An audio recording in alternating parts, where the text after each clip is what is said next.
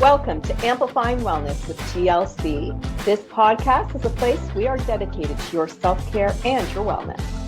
We share guest stories, information, and tips on how to live healthier and happier lives.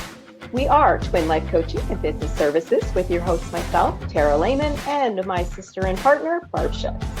We care about increasing awareness around self-care and mental health through this podcast, coaching, workshops, and more. To find out more about our services and our Amplifying Your Wellness community, please visit twinlifecoaching.ca. As a reminder, this podcast is for sharing of stories and information only and is not intended to be or replace any medical advice you are seeking or have received. Today, we are joined with our guest, Kerri Jokala, a Reiki Master Teacher, a fitness instructor, and host of the Energy Within podcast. Welcome to the show, Kerri. Thanks for having me. We're wondering if you can give a little bit of background around your journey into wellness and self-care, how you came into this as a profession. That's a long story that I will try to sum up. Okay, sounds good. I first stepped into the fitness world before I did anything involving Reiki or energy work. And it was just kind of a gradual thing where I started thinking maybe I would be good at teaching fitness classes. And then that morphed into, well, maybe I could be a personal trainer and do people, help people one-on-one. And then from there, I continued really just trying to find my purpose in this world. Mm-hmm. And long story short, I came across Reiki and I had kind of this soul knowing that it was supposed to be part of my path and something I was supposed to do, something I could be good at. And what's interesting about both of those actually is those are kind of the two main pieces of me. There's other facets, of course, but the two big things that I do. And they both started with kind of this inner knowing that this might be something that I'm good at, where I didn't have any real prior experience with it. Before I got certified as a group fitness trainer, I had never taken a group fitness class in person. Like I did videos at home, but I'd never taken any classes in the gym. I never even was a participant, but I'm like, I think I can do this. And then same thing with Reiki. I'm like, never really had a Reiki session before this, but I'm like, I feel like I understand the basics about it and I feel like I would be really good at this. So. Oh, very cool. That is very interesting. And it's, we have to sometimes just go with our gut on our feeling around things too, which obviously was successful for you. I know you do like to talk about imposter syndrome, which is a huge topic, and that you also help women to embrace their weird. So I'd love to learn more about what that means to you and why these things are important to you. Yeah. And I'm putting pieces of my own life story together right now that I never did in a way that I never did before while we're talking. So this imposter syndrome, it even in the fitness space, and then even occasionally here doing Reiki, in the beginning of both of those journeys for me, I had a decent amount of imposter syndrome because probably stemming a little bit from that, I've never really done this before. And then you just jump in and then you encounter all these other people who seem to have more knowledge and more experience and more certifications, and they're just better. Like when I was working as a personal trainer and they put all of our bios up on the wall, everybody, I kid you not, everybody else had some sort of real major fitness certification as a personal trainer. They had all these years under their belt. They went to school for exercise science and kinesiology and all of that, all of those different fields that could fall into personal training. And then here's me with one recognized, but not quite as impressive of a personal training certification. And my college major was writing and theater. Oh, wow. That's totally different. So talk about feeling like an imposter. Like these people are going to find out that I don't really know what I'm doing compared to these other people.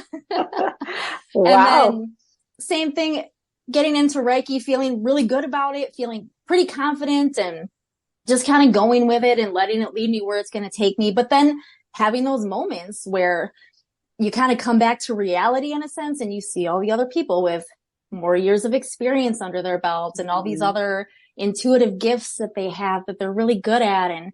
And then how tuned in they seem to be. And then here's me like throwing cards and flipping things and like, oh, I'm not sure I know what that means, but I think we're going to go with it, you know, making jokes, throwing in movie quotes. And I'm like, I'm way over here. So then that leads right into embracing your weird. Like that's been a big part of getting over imposter syndrome and growing my confidence in this journey in my life is embracing the weird because I always say that I'm weird. I'm awkward. I'm weird. I talk in movie quotes and song lyrics and Instagram reel quotes. They will pop into my head. I have to say them or my brain's going to explode, even if I know no one's going to get the reference. And I found out once I took the real scary risk of stepping out and letting myself say the things that were popping into my head and doing the things that I was feeling like I could do in the moment, whether to make somebody laugh or just, you know, create a moment for somebody, that I started to feel more comfortable with myself and I started attracting people who got me. Whereas before I felt like I was trying so hard to fit in and not really putting on an act, like not really pretending, but just like trying so hard. All right. So let me ask you. So, I mean, obviously you had to start somewhere, right? I mean, everybody has to start somewhere. So I have a little bit of a follow-up question to that. The imposter syndrome comes with a lot of people just stepping out of that comfort zone like you did. But everybody has to start there. So how do you, use what you experienced and being the weird, as you like to call it, to grow into what you are now? Is it just that you just decided to do it? Or, I mean, you said you went with your gut. Is that something that really spoke to you? Where did this come from? It was a little bit of a conscious decision to really just start saying the things and doing the things and just letting myself be weird, letting myself be. And because before I realized through some thinking about it and hindsight and all that I let a lot of moments pass by where, just something simple like being in a conversation with a group and really wanting to fit in and wanting people to like me and wanting to, have closer friendships with these people, but being so afraid from my past and things that had happened before, like so afraid that if I said anything, if I made any missteps, that I would be made fun of, that I would be cast out, all of that, just all of those feelings would get in the way. So I would have, a thought to say something funny. And then I would stop and I would think about it forever. Right. Got to go with the gut. And then the moment would pass. And by time I felt like, okay, maybe I feel ready to say that, we're like 5 topics down the line. And I can't go back and say that one sentence that related to something way back there, because then I'm really going to seem weird. So it was baby steps. I didn't do it every time a thought popped into my head, but I really started working on just letting myself say whatever I felt like saying in the moment. And then slowly realizing that, oh, I am getting positive reactions the majority of the time. Very good. So it's that, because it's the overthinking. It's the getting in your own head that stops us. So if you don't allow yourself to think about it, like that 5-second rule, don't allow yourself to think about it. Just do it. No, I like that, because a lot of us get stuck, right? We get stuck in trying to almost impress everyone else around us instead of be who we are. And I think like if we just learn to be who we are, whether we feel that we're weird, we might not be. It might be a natural thing for us, right? I think a lot of people. I like to say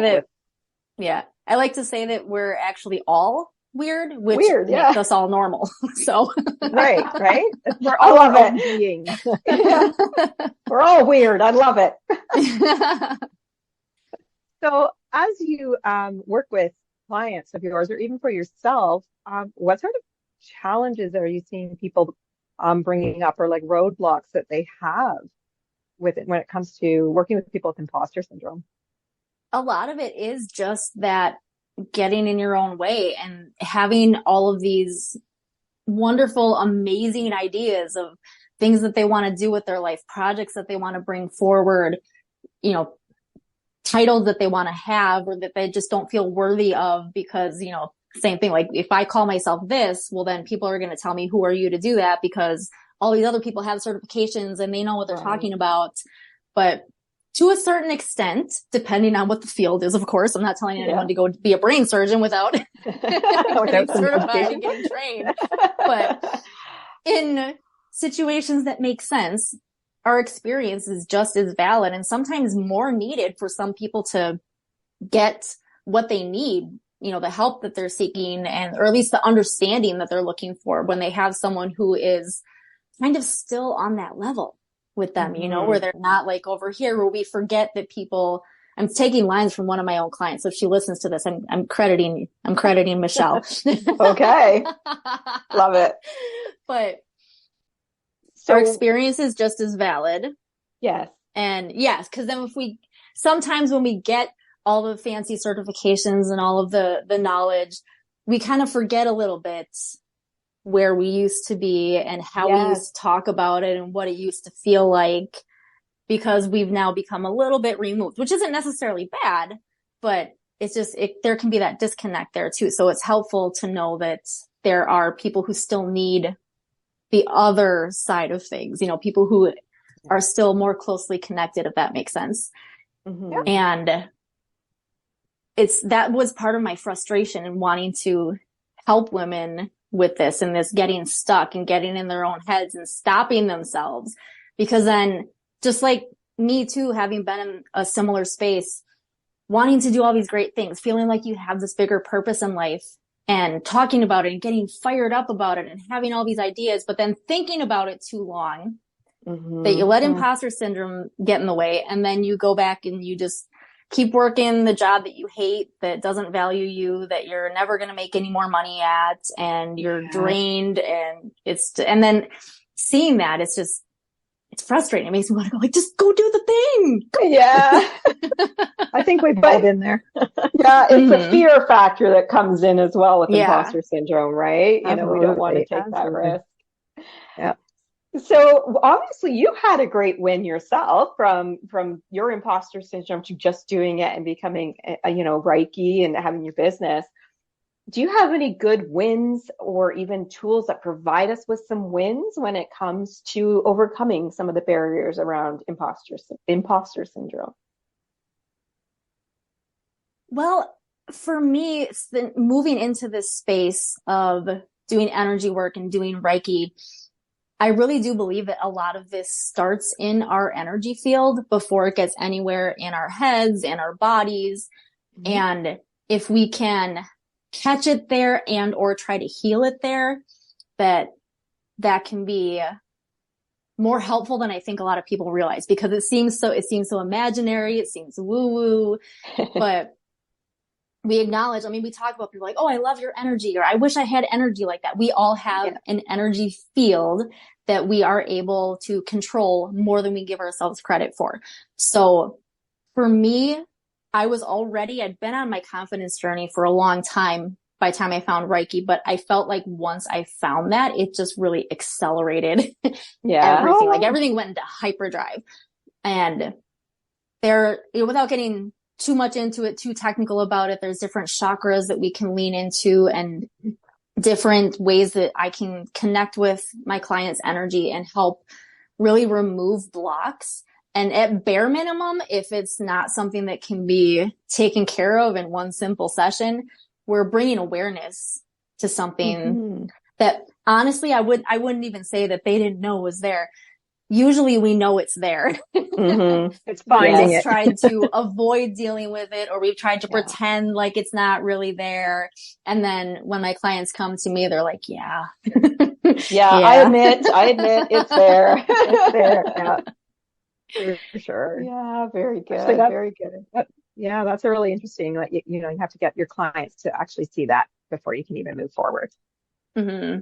Yeah. And imposter syndrome is something, and you mentioned this earlier, Kerri, that is not just at home either. It's not just about that. It's about the fears we have about even going to work, or maybe there's something at work, or we want to bring something up to our manager, but we have that fear that we're not good enough. And that whole part of, like when you talked about your certificate or your bio compared to everybody else, you know what? It doesn't matter. They all started there, right? Right. We have to try to remember that when we're out in the world, is everybody started somewhere. You don't just start with, all these degrees on your wall.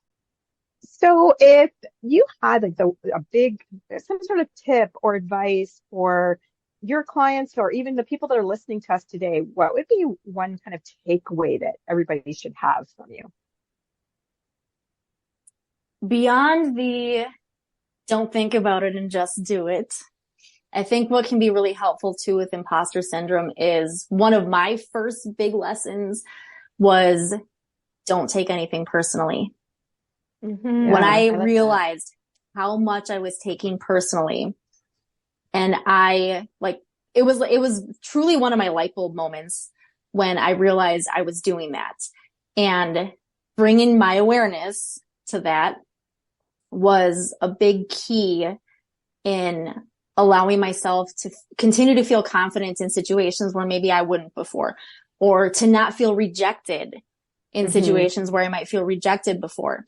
Because a lot of times we don't think that we're taking things personally. We think that it's the other person who's being rude or who's being whatever. And maybe they are. But at the same time, everybody's got their own stuff going on. Everybody has very true different reasons for their perspectives, for their beliefs. Their experiences have shaped how they're reacting to different people in different situations. And we don't know the reason why someone says something that they said, or why they said no to an invitation, or why they didn't invite you to something, or, all those different situations where that rejection can come up, and feeling like, maybe people are talking about you, or they're, you're the outcast, you don't fit in. When I would catch myself, I started catching myself in those situations when those thoughts would pop up. And without anyone I'm very proud of myself, because I know I hadn't read anything about this. Nobody told me anything about this. I just started doing it. I would catch the thought, I would notice it, and I would put it away. Yeah, very good. And it was like that taking a breath and just, okay, that reminder, this is not about me. This is not about me. Because at the end of the day, it's not. It doesn't matter what anybody says to your face, using your name, whatever they said. Yeah. When you peel it all the way back, it has nothing to do with you. And that made things a lot easier. It was still a journey. It was a light bulb moment, but it wasn't a switch that went like, okay, everything's great now. I don't take anything personally ever again. I still do today. I still have moments where I'm like, yeah, of course. We're human, right? Yeah, exactly. The key for me in all of this is, how quickly can you bounce back? Without pretending, without faking, how quickly can you process it and turn it around? Because the more you do it, the faster you'll get. So it's not about faking your way through it, but practicing and getting better at it. Yeah. Oh, great. Oh, I like that. That's an awesome takeaway. And you're right. Like, I do tell my clients sometimes, when they start to complain about something like that, I'll be like, what can you change? Can you change anybody else, or can you change how you react? Right? Yeah. And it is so important, if you pay attention to that you can move forward in the more positive way and kick that imposter out the door, right? All right, Kerri. Well, thank you for all those tips and tricks today. If our audience did want to learn more about you or what you do, can they find you online somewhere? Yeah, so my website is kerrijokala.com. And I like to hang out on Instagram. I like to make the funny dancy reels and the lip syncing. So you can find me on there. I am Kerri Jokala. I have the podcast, The Energy Within, and then my Facebook group of the same name, The Energy Within. So all those are good places to find me. And just so our audience knows, her name is spelled Kerrijokala. Yes. Awesome. Thank you. Yes. And thank you, Kerri. It was a really good day. Nice chat we had with you. Yeah, thanks for joining us. Thank you. So we'd also like to thank all our listeners today for joining us, and we hope you learned a little bit about imposter syndrome and took away something new from what Kerri has talked about today. At Twin Life Coaching and Business Services, we're working hard to bring you more guest stories, some challenges, wins, and tips to help you on your self-care journey. As a reminder, we have our Amplifying Your Wellness with TLC community. It's a great place to find some resources for everything you need to bring more self-care into your life. To find out more about our community and all of our other services we currently offer, you can visit us at twinlifecoaching.ca. Until next time, remember, you've got this.